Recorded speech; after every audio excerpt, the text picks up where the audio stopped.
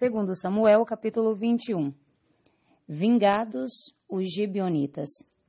Houve em dia de Davi uma fome de 3 anos consecutivos. Davi consultou ao Senhor e o Senhor lhe disse: há culpa de sangue sobre Saul e sobre a sua casa, porque ele matou os gibeonitas. Então chamou o rei os gibeonitas e lhes falou: os gibeonitas não eram dos filhos de Israel, mas do resto dos amorreus, e os filhos de Israel lhe tinham jurado poupá-los. Porém, Saul procurou destruí-los no seu zelo pelos filhos de Israel e de Judá. Perguntou Davi aos gibeonitas: que quereis que vos faça? E que resgate vos darei para que abençoeis a herança do Senhor? Então os gibeonitas lhes disseram: não é por prata nem por ouro que temos questão com Saul e com sua casa. Nem tampouco pretendemos matar pessoa alguma em Israel, disse Davi. Que é, pois, que quereis que vos faça? Respondeu o rei: quanto ao homem que nos destruiu e procurou que fôssemos assolados, sem que pudéssemos subsistir em limite algum de Israel. De seus filhos, se nos deem 7 homens, para que o enforquemos ao Senhor. É em Gibeá de Saul, o eleito do Senhor. Disse o rei: eu os darei.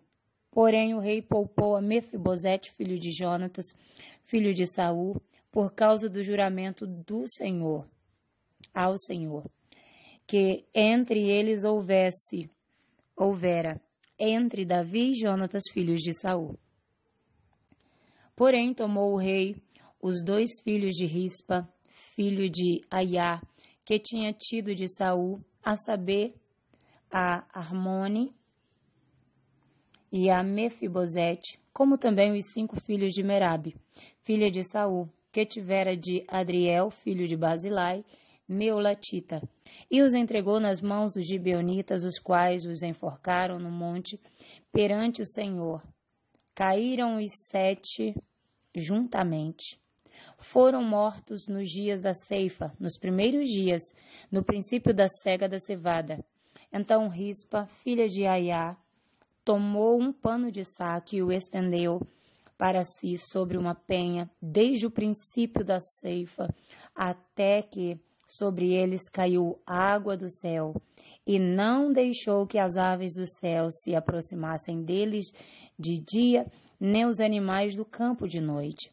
Foi dito a Davi o que fizera Rispa, filha de Aiá, e concubina de Saul. Então foi Davi e tomou os ossos de Saul e os ossos de Jonatas, seu filho, dos moradores de Jabes de Gileade, os quais os furtaram da praça de Bet-sean, onde os filisteus os tinham pendurado no dia em que feriram Saul em Gilboa.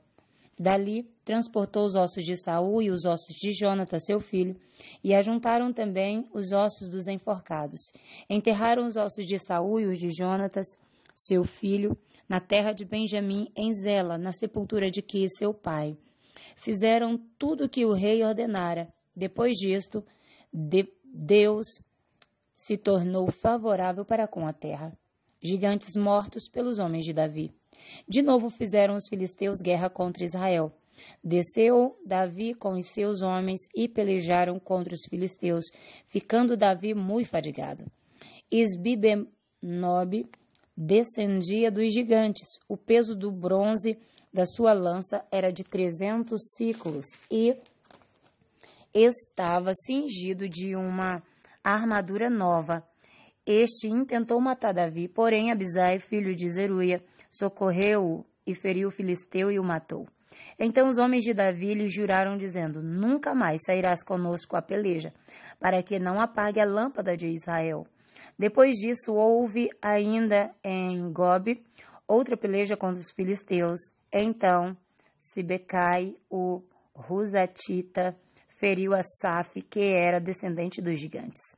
Houve ainda em Gobe outra peleja contra os filisteus, e Elanã, filho de Jaare-Oregim, o Belemita, feriu a Golias, o Geteu, cuja lança tinha haste como eixo de tecelão. Houve ainda outra peleja Essa foi em Gate, onde estava um homem de grande estatura, que tinha em cada mão e em cada pé 6 dedos, 24 ao todos. Também este descendia dos gigantes.